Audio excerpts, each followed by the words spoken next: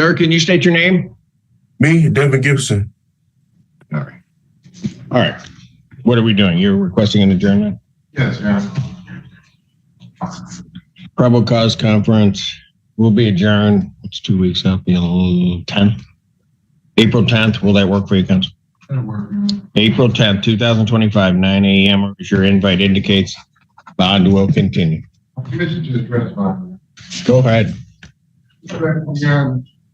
18-year-old lifelong resident.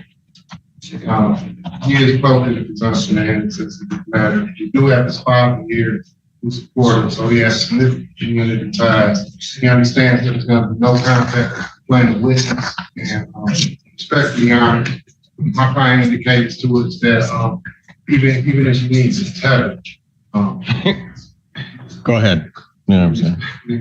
we respectfully request the personal boundary tether, at least to lower it.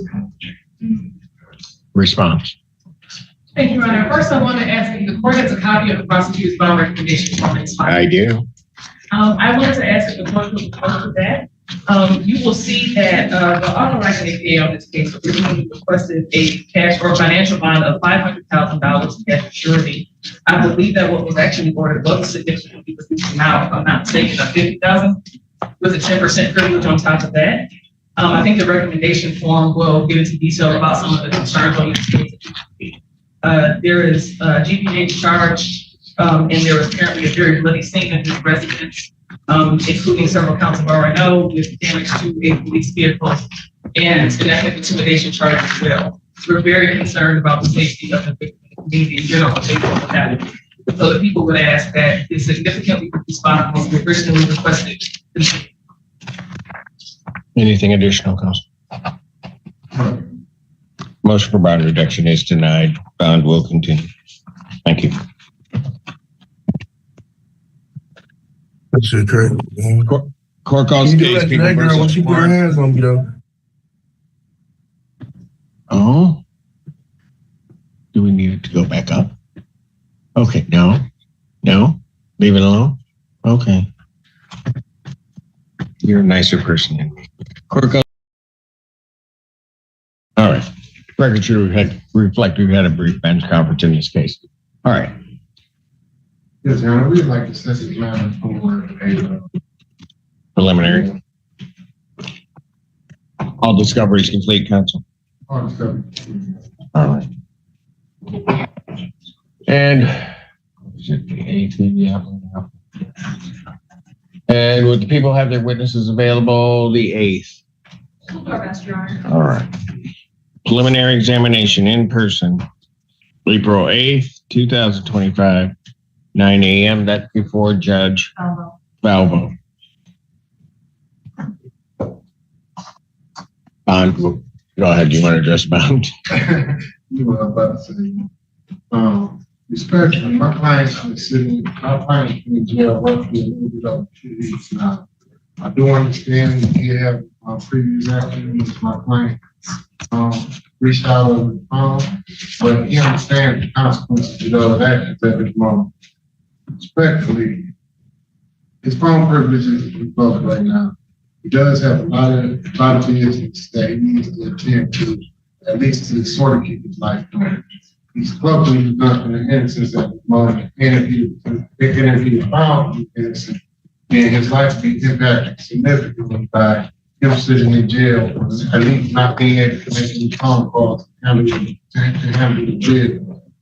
I do understand these are serious assaultive allegations, but my client is ready to face those allegations, maintaining his innocence in this matter, and respectfully, Your Honor, we're asking the dishonorable court give my client a chance, even if it's with the GPS tether, or even if we at least become more lenient on his phone call, so that he's able to keep his life in some sort of balance while he's locked up.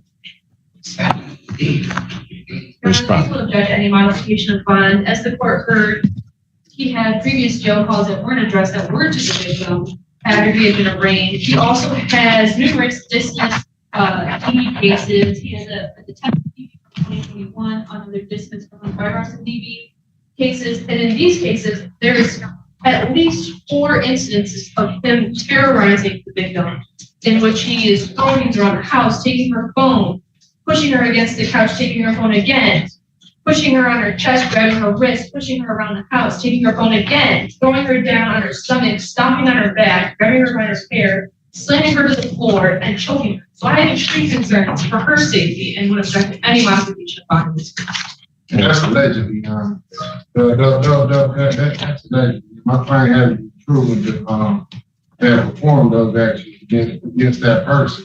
And I ask you, please don't use domestic violence cases against my client, or at least assume that he's guilty or that he had something to do with those cases, because if we want to make assumptions, we could assume that somebody may be lying on him and trying to use the police against him because of what they might be going through in their relationship that's not assault of marriage.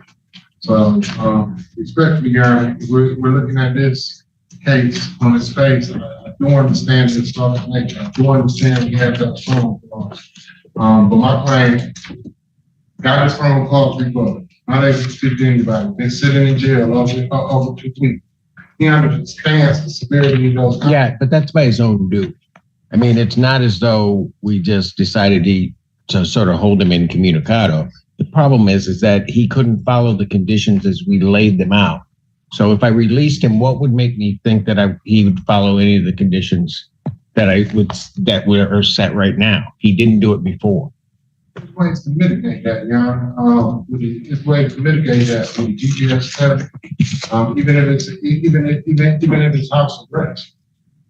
With a GPS test, if he steps out of that house, then he's going to be arrested. Couldn't follow the conditions when we first gave him to him. Motion for bond reduction denied. Bond will continue. Thank you.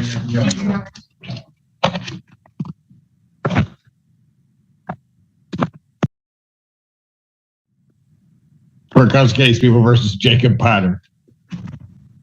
And I said on behalf of the people. Yeah. Is that who they have?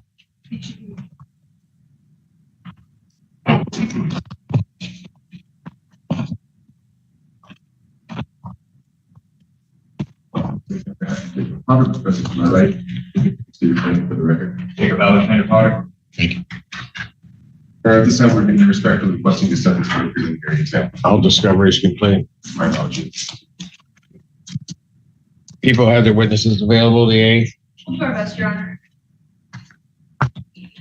Preliminary examination in person, April 8th, 2025, 9 a.m. That's before judge. Address bond briefly. You may. My client is going to be asking for a PR bond. He has a place in Belleville where he's staying with a friend over on Rustic Drive. He's going to want to tether if the court deems that necessary. He just wants to get back to his job. He works at public disposal. So 50 hours a week there. He wants to get back to his job. So Yes. Your Honor, I was also going to ask the court to address bond, as he has made 52 calls to the victim from his pen since arraignment. In these calls, he says, "You got to go to the prosecutor's office and tell them it's not written down right, that I live there too. I damaged the door, they're making it look like I just entered the place, I've never been there before, and that I'm your ex-boyfriend." He also says, "Go to the prosecutor's office and speak on our behalf, whatever, I can't talk to you." He also says, "This is a serious issue, I don't know if you can help, I don't know, the prosecutor tomorrow or anything, I don't know. You need to leave your number out of anything you may sign, you know what I mean? If you, or the prosecutor or anything, leave your phone number out of anything that you might sign. That way they can't link you to my call history." And then he also asks her to get on the text now app they have in the jail because we can't see that. And that's why he wants to keep communicating with her. So I have extreme concerns that he can't follow court orders and would object to any modification. I understand your right. We spoke no contact. He understands that there needs no contact period. He just wanted to somehow give the information to the court that he lives at the address. But He wanted to get that communicated to the person that does live at the address? That makes no sense. I will just add that when he was at that address, he kicked the door open and entered the house without permission, and he began going for items against the wall and was intoxicated. So I should be here. I think you can go ahead and hear that. Defendant's phone privileges are revoked. Defendant's motion for bond reduction is denied. Bond will continue, but his privileges are revoked. Understood, Your Honor. Thank you.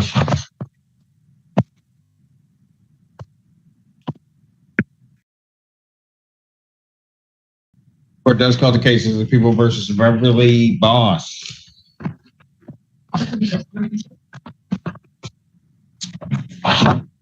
They need to sign off. This is public defender deputy.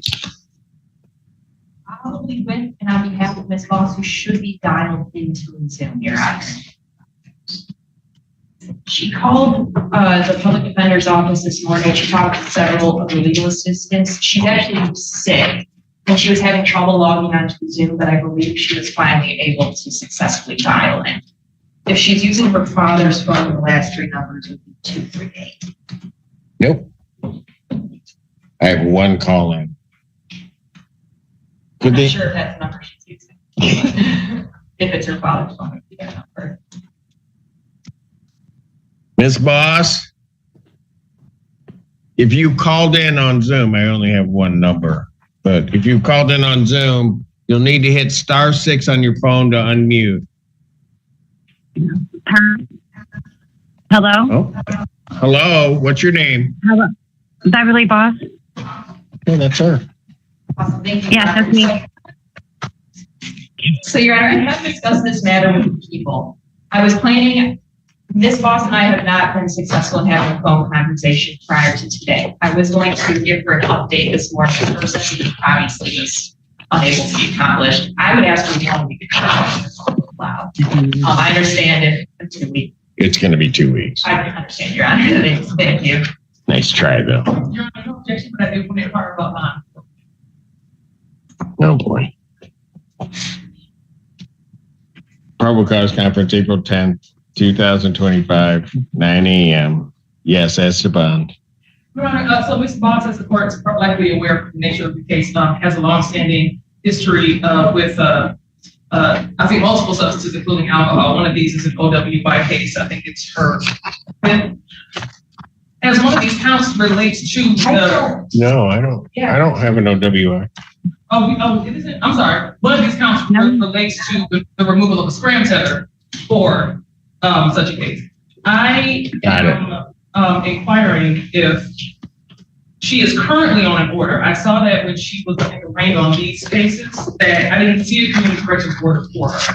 So given the nature, I think, of the charge, I want to make sure she's sensitive. Ma'am, are you on a scram tether? I was on a scram tether and I had a long time ago and I thought it was in the cases with what we are going through now. It was a part of the bond too. I bonded out on the cases. Okay, but are you on a scram tether right now? No, I'm not on any kind of tether. I believe that is correct, Your Honor, that she is not on a scram tether or on the order to be on a scram tether. My understanding. Okay, so how does somebody get out for tampering with the device and then not get put back on the device if that were? So that was on. I'm sorry for being too logical. Yeah, go ahead. So that was for another case that she was on probation for in circuit court. Then allegedly something happened with that scram tether, which then the charge initiated. She has been on bond in both these cases for some time, previously referred for competency, was at a forensic center. It's found incompetent but restorable, has been restored. It's now a finding of competency. That being said, I don't believe she was ever under any order in either of these cases, to my knowledge, to be on a scram tether. And none of the charges in either of these cases are an OWI. So, but that don't make sense. I did a year in the county jail. I got my tether cut off. And then I did 365 days, turned around, did another 6 months. And then they pulled up charges on me for tampering with my tampering device. But me and my lawyer and the safe house with the other judge. I think it was non-prejudice to come back at me with the tether tampering. So all of a sudden, I see. they just Okay. I got it. I'm not going to change anything. I'm just going to leave it where it is because I see the dates, and so bond will continue. Thank you, Your Honor. what was the date, Your Honor? Yes, ma'am. What was the date again? April what? 9th 10th. or 10th? April 10th, 9 o'clock. 2 weeks from today. Okay, thank you, sir. Thank Thank you, you. Your Honor. Thank you, Ms. Boss. We'll be in touch again. Okay, thank you. Court calls the cases of Court calls the case People versus Jeffrey Stoops. Then on behalf of the people, Your Honor.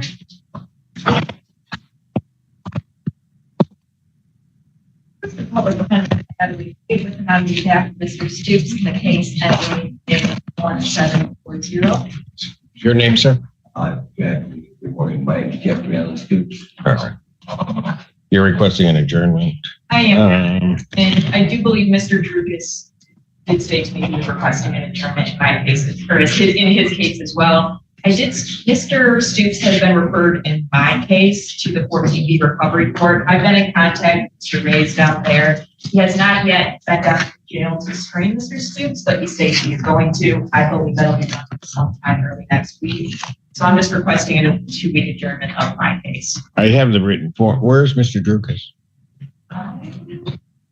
He's right in the hallway. You did say he was going to adjourn it at all. Yeah, I know, but I have his client. I need the attorney. I mean, hey.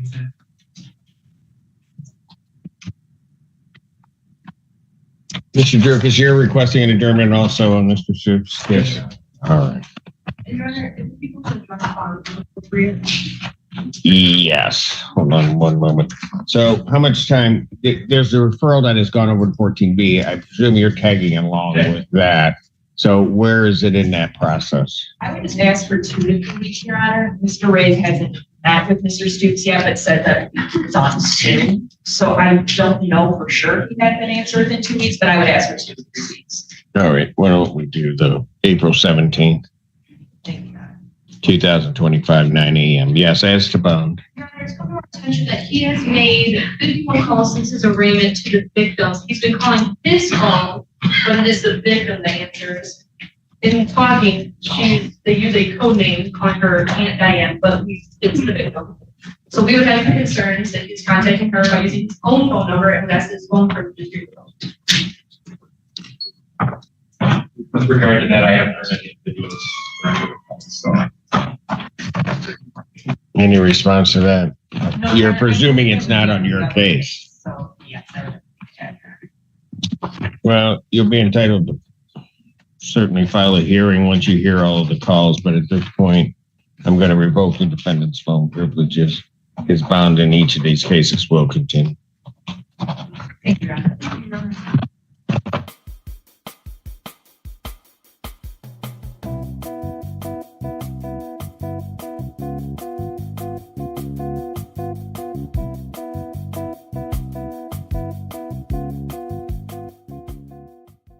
This moment right here is wild.